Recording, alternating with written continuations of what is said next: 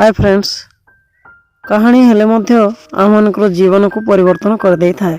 छोटिया कहानीटीए आमनकर जीवन शैली परिवर्तन करिवारे बहुत महत्वपूर्ण कार्य करथाए।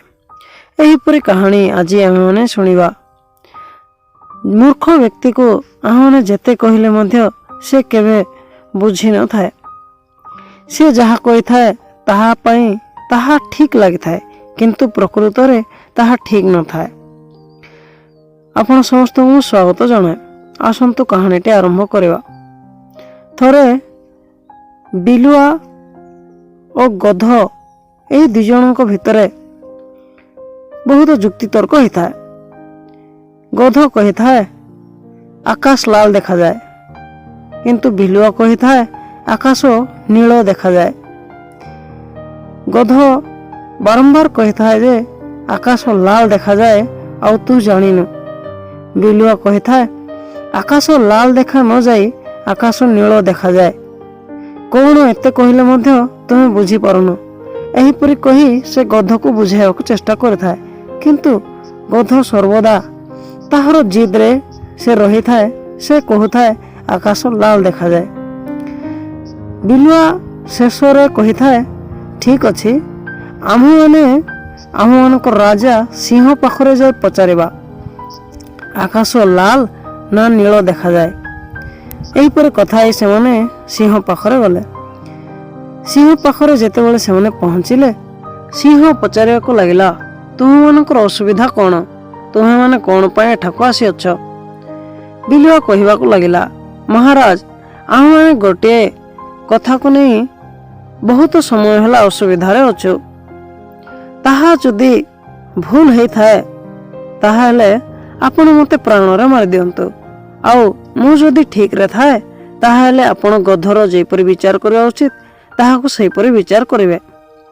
एहा सुनी सिंह पचारिବାକୁ लागिला हौ ठीक अछि, तुम माने मते कुह तुम मानकर असुविधा कौन।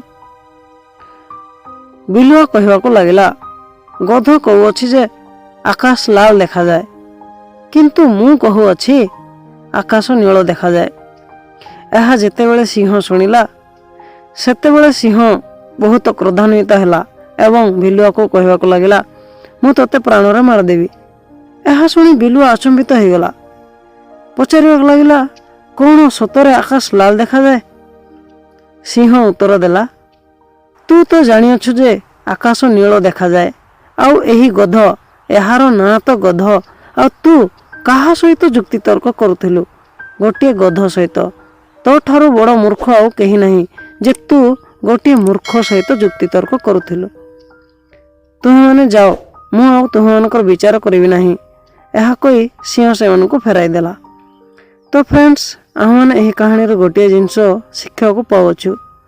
मूर्ख को आम माने जेते बुझाइले मध्य से बुझियो नहीं। आम मानकु गोटे जिंस मने रखिबा उचित, मूर्ख को 100 माड़ अपेक्षा ज्ञानी को गोटे अनुजोग ही यथेष्ट होता है।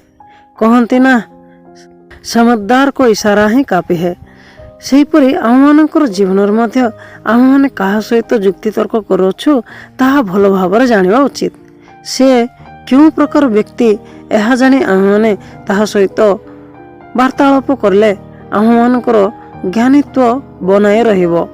आम माने मूर्ख सहित जुक्ति तर्क कले आम मानकर ज्ञानर मध्य कौनसी मूल्य रहिबो नहीं। आम मानकर ज्ञानर मूल्य आउ आम मानकर निजर व्यक्तित्व और मान्यता मर्यादा एही सब को आम माने सम्मुख रे रखी कहा सहित जुक्ति तर्क करबा उचित एवं केउ स्थान रे आम मानक कथा कहबा उचित ताहा जानी आम मानकर जीवन अतिबाहित करबा आम मानकर आवश्यक अटे। मु आशा करे आपण माने एही कहानी रो निश्चय किछि न किछि शिखि अछंती। एही कहानीटी भल लागि अछि ताहाले गोटे लाइक करंतु एवं आपण जदि नुआ ताहाले आम चैनल टी को गोटे सब्सक्राइब करंतु। देखा हो पुणी थरे आ गोटे कहानी रे।